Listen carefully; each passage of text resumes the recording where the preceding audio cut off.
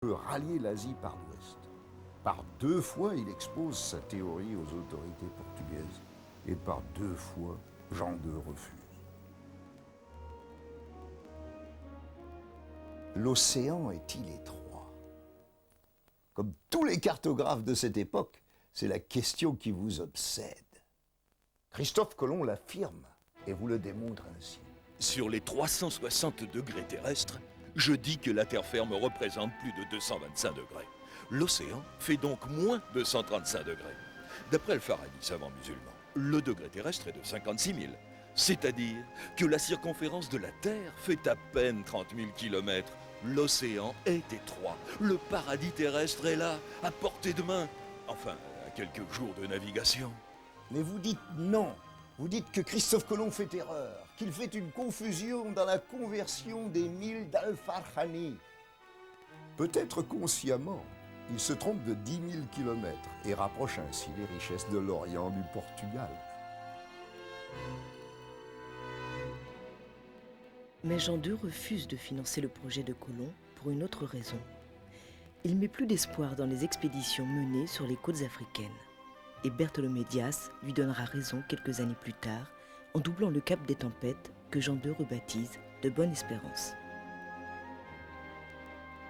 Christophe Colomb, déçu, fuit le Portugal et se rend en Espagne où il espère trouver moins de scepticisme à l'égard de sa théorie.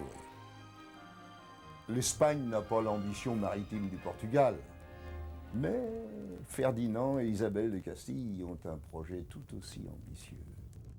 Ils veulent, pour asseoir leur pouvoir, offrir à leur pays divisé une identité nationale, une religion unique. Santiago! Chassons les hérétiques et les juifs du royaume catholique d'Espagne! Nous sommes en 1480 et vous êtes médecin à Séville. Vous êtes ce qu'on appelle un converso, c'est-à-dire que votre juif de grand-père, éclairé par la grâce du Saint-Esprit, s'est converti au catholicisme. Depuis quelques mois, on interdit bien à votre famille de porter soie et bijoux sous peine de mort. Mais vous pensez que votre piété, votre honorabilité, reconnue de tous, votre statut de médecin, vous mettent à l'abri de l'Inquisition. Vous pensez que cette période un peu noire de répression sera de courte durée. Vous avez raison. Elle le sera. Une nuit, vous êtes traîné dans les rues de Séville, une croix rouge peinte sur le ventre, humilié par une populace haineuse, où vous reconnaissez quelques-uns de vos patients, ficelés sur le bûcher, puis brûlés vifs. Santiago! Chassons les hérétiques et les musulmans du royaume catholique d'Espagne! Nous sommes le 2 janvier 1492 et vous êtes Boabdil, roi Nasrid de Grenade, humilié, qui après plusieurs mois de siège livre sa ville et son palais de l'Alhambra au soudard de Castille. Voilà, il suffisait pour cimenter l'unité espagnole d'attiser quelques haines ancestrales. Santiago, l'apôtre Saint-Jacques, fut le protecteur de la reconquête avant d'être celui des conquistadors.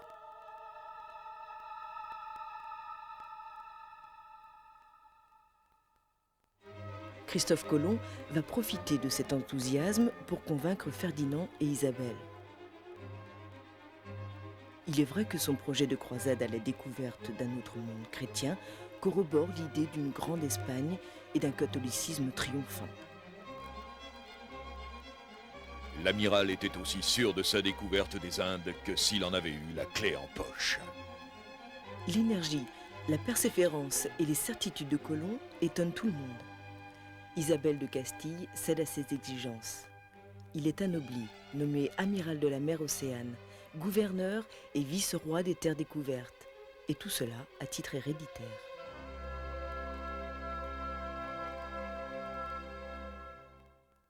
Nous sommes le 3 août 1492. Vous êtes Christophe Colomb. Et vous vous sentez sûrement affreusement seul sur les quais de Palos. Un dernier doute vous fait-il frémir? Gardez-vous cette austère assurance qui vous caractérise. Peut-être êtes-vous préoccupé par les noms de vos 3 navires, si peu en harmonie avec la morale catholique. La Pinta, c'est la maquillée. La Niña, la légère. Quant à la Maria Galante, votre nef amiral, rassurez-vous, l'histoire va se charger de la rebaptiser Santa Maria. Et puis je suis sûr que la tension un peu lourde qui règne sur les quais de Palos ce matin-là vous préserve des questions secondaires. Ce 3 août 1492, tous les grands ports d'Espagne sont encombrés pour cause d'exode. Les Juifs ont eu 4 mois pour quitter le royaume catholique d'Espagne. Aujourd'hui est le dernier délai. Combien de maranes expulsés, amiral, avez-vous accueillis sur votre nef? Et vous-même, amiral, ne vous sentez-vous pas concerné? Nous partîmes le vendredi à 8 heures de la barre de Salte. Nous allâmes vers le sud jusqu'au coucher du soleil sous un vent vif pendant 60 milles. Ensuite au sud-ouest, puis quart sud-ouest, qui était le chemin des Canaries. 9 septembre. Ce jour-là, ils perdirent complètement de vue la terre. Craignant de ne pas la revoir de longtemps, beaucoup soupiraient et pleuraient. L'amiral les réconforta tous avec de grandes promesses de maintes terres et richesses, afin qu'ils conservassent espoir. 10 septembre. En ce jour et cette nuit, nous fîmes 60 lieues, mais l'amiral n'en compta que 48, afin que ces gens ne s'effraient pas de la longueur du voyage. 17 septembre. Il navigua toujours vers l'ouest. Ils virent beaucoup d'herbes, elles venaient du couchant. Au milieu d'elles, ils virent un crabe vivant que garda l'amiral, disant que c'était là un signe certain de la terre. 22 septembre. Ce vent contraire me fut fort nécessaire, parce que mes gens étaient en grande fermentation, pensant que sur ces mers ne souffle pas de vent pour revenir en Espagne. 11 octobre. Ceux de la Niña virent des signes de terre, un rameau d'épines chargé de fruits. À cette vue, ils respirèrent tous et se réjouirent. 12 octobre. Jusqu'à 2 heures après minuit, ils coururent 22 lieues et demie. Et comme la Pinta était meilleur voilier et allait devant la nef amirale, ce fut elle qui découvrit la terre et fit les signes que l'amiral avait ordonnés. Ce fut un marin nommé Rodrigo de Triana qui vit cette terre le premier. Alors, ils virent des gens nus et l'amiral se rendit à terre. Moi, dit-il, afin qu'ils nous aient en grande amitié, et parce que j'ai connu qu'ils étaient gens à se rendre et convertir bien mieux à notre sainte foi par amour que par force, j'ai donné à quelques-uns d'entre eux quelques bonnets rouges et perles de verre, et beaucoup d'autres choses de peu de valeur dont ils eurent grand plaisir. Ils en devinrent si nôtres que c'était merveille.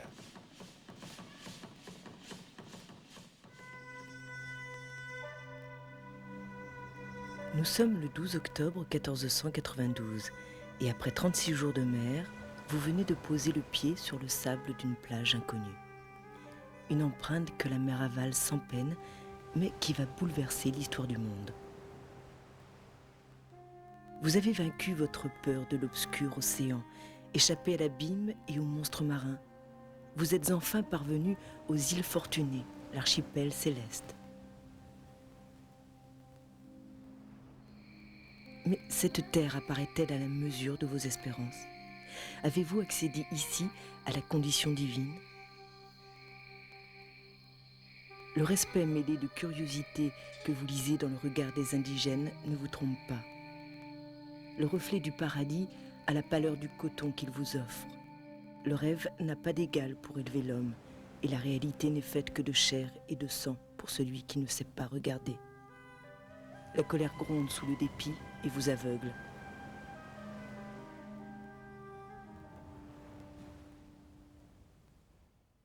L'utopie était peut-être là, dans le regard de ce peuple. Mais vous n'avez rien vu. Et fort de votre supériorité, vous allez tenter de le pervertir à votre image. Vous êtes un jeune taïnos de la grande tribu des Arawaks et vous vous demandez qui sont ces barbus harnachés de métal sur leur immense canoë surmonté d'ailes blanches. Leur générosité est extrême, mais vous doutez de plus en plus de leur statut divin. Ils semblent bien porter le même intérêt que vous, aux courbes ambrées de vos femmes, aux fruits de vos arbres, aux pelotes de si précieux coton que vous leur offrez. Puis une chose finit par lever vos derniers doutes sur leur dimension d'idole, c'est l'intérêt démesuré pour le métal jaune qui orne vos poitrines. L'or, voilà ce qui va polariser l'activité de ces découvreurs. Il faut bien répondre aux promesses faites aux marins et aux souverains d'Espagne. L'euphorie passée, on va chercher l'or durant 3 mois dans tout l'archipel. On s'empresse de baptiser, comme pour les purifier, chaque île abordée.